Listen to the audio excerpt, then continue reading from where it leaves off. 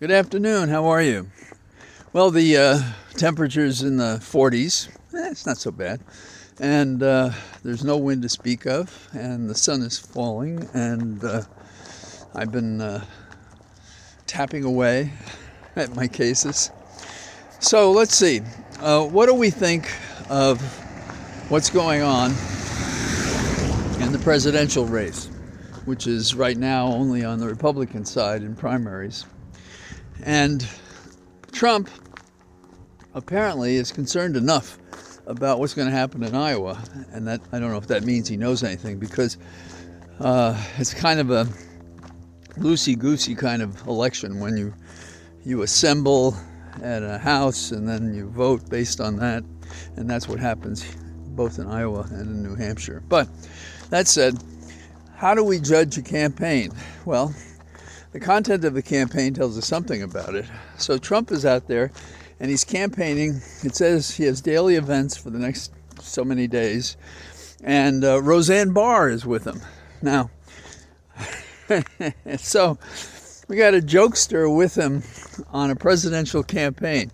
Is that good for both of them? Is that the only person he could get? Did she really want to do this? Did somebody talk her into it? Did she volunteer? And does she really believe what this guy is doing? So one of the problems, what's his name, Jake over at CNN, was talking about how Rudy Giuliani didn't appreciate the fact that when you become a star, and conceitedly Rudy had become a star, even though I assume 98 out of 100 people, if they'd been mayor, would have done exactly the same thing, but put that aside. So he's America's mayor. But what he didn't appreciate was people aren't great and then they die.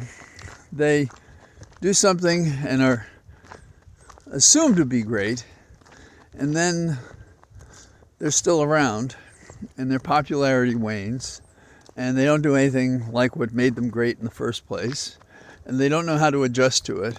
And certainly that's what's been true in Rudy Giuliani's case, because he had that bizarre theory about how to run for president. He was not going to run any of the primaries until Florida, and then he'd come back soaring to the front of the heap, and it didn't happen. And so he sucked his thumb at Mar-a-Lago with his then wife Judy to recover from that. So how much of what Trump is doing fits into that category? I think a fair amount. Now, for those of you who haven't gotten a daily fill of gossip yet, Jeffrey Epstein's books and records apparently have been authorized to be released, and some are probably now sweating whether or not they'll pop up in any of these. Now, it's not a list of clients, it's not a list of visitors, or so it's reported. And in a day or so, whatever curiosity we have about what it is will be satiated, because we'll hear about it. And it could be like that time Geraldo Rivendo, I'm joking with his name, was going to open a place where there was going to be the detritus left behind by Al Capone, and he opened it up and there was nothing there. And Sean Hannity, apparently New York has gotten too hot for him, and he's going to move to Florida. I think Siberia would be a better choice, but I don't want to interfere with his personal choices. Those of you who, like me, are interested in the stars may get a kick out of the fact that the quadrantides are showing off this evening. They're not as long as other meteors, and they are, I guess, the remainder from asteroids. And so they've gotten into a cycle around the sun, and they pass about this time each year. That's how I understand it anyhow. And if you get out between 4 a.m. and 10 a.m., where I am, I don't know where it is elsewhere, and I'm in Virginia, then you'll see, if you're careful, about 100 an hour, but they'll be dark, so obviously the visibility of the sky will make a big difference, so keep that in mind. And I don't know what the temperature is tonight, but it's been freezing where I am.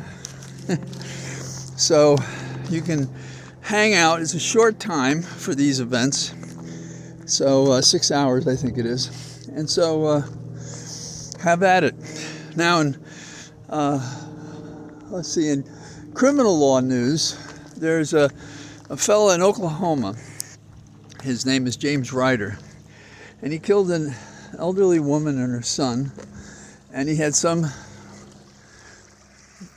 relationship with them because he worked for them, and then he came back to get property, and apparently his conference with them wasn't very satisfactory, and so he killed them both. And for years people have said he's had a mental health problem, and so now, just about when they were getting ready to execute him, they're delaying it for a 100-day study of whether or not his paranoid schizophrenia makes him incompetent to be executed. You know, you would have thought somebody would have figured this out like before they charged him or when they charged him. And I don't know the history of it, but that's what's going on in Oklahoma. And his victim was Daisy. It's one of these sad stories. Because this guy was nuts, he killed innocent people over probably an argument about whether or not he took their knife or gun or left his furniture somewhere or who knows what. It's a real shame. Now, in the more traditional kind of stuff I talk about, there's some set of numbers that are worth looking at. You heard me yesterday rant a little bit about how we should get off our ass and do something to keep Trump off the ballot. Now, originally, I say originally, but in recent days, there have been 33 states that have had motions to bar Trump from being on the ballot. 2 of them are now on appeal, Maine and Colorado, and there are 17 that are still pending. So the thing is still alive and threatens to be critical depending on how it goes from here. Some are saying the Supreme Court could decide that this was a national question and decide it for the United States. I look at it differently than that. I look at it this way. It is the U.S. Constitution. Whatever the court does, it is the U.S. Constitution that's being invoked and that bars those who are involved in an insurrection from running for office. Article 14, Section 3, that's the same one. So, number one, the court doesn't get to say what the states may or may not do. It's a federal election. And the way the amendment is written, and if incorporated into the original 10, it then carries with it the weight to supersede any state objection there might be. Because the state objection is you can't tell us who may vote, but can you tell us that Trump may vote if the U.S. Constitution says he may not be a candidate?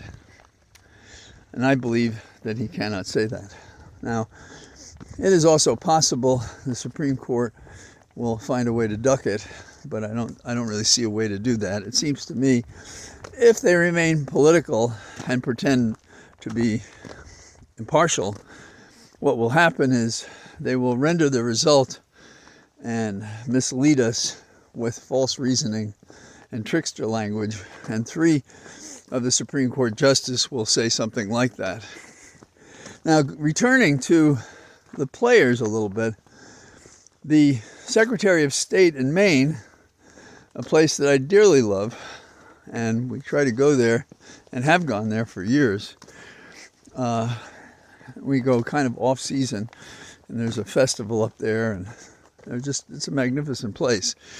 Well, Bellows is the name of the state Secretary of State, and she has been getting all kinds of threats for doing what the Constitution says, and she's asking that people stop this nonsense and that the prosecution of these people start forthwith. Now, that's a pretty strong statement. We have a mobster running for office, basically, Trump, and he's encouraging his followers to do nationally what he encouraged them to do on January the 6th. And still people are scratching their heads about understanding what Trump may be thinking and saying, how can you connect him to these people? Listen to any one of his Hitlerian rallies and you see what that's about. So that's my observation for the day. As we get thicker into the year, we'll have more things, both political and other, to talk about. But don't lose sight of who you are as a person, and don't give it up in the sense of to the fears of the incompetence of the people who claim to be our leaders, who lead very passively. This is dynamic staticism or static dynamism, however you want to describe it, with an attorney general that you would think would be humiliated and leave office on his own. No Bobby Kennedy, he. I just can't imagine. Some of the politicians in the past, some of our leaders, would sit by and let this happen. But there it is. So I say hello to you from my cathedral of trees, and I look forward to talking to you tomorrow. Bye-bye.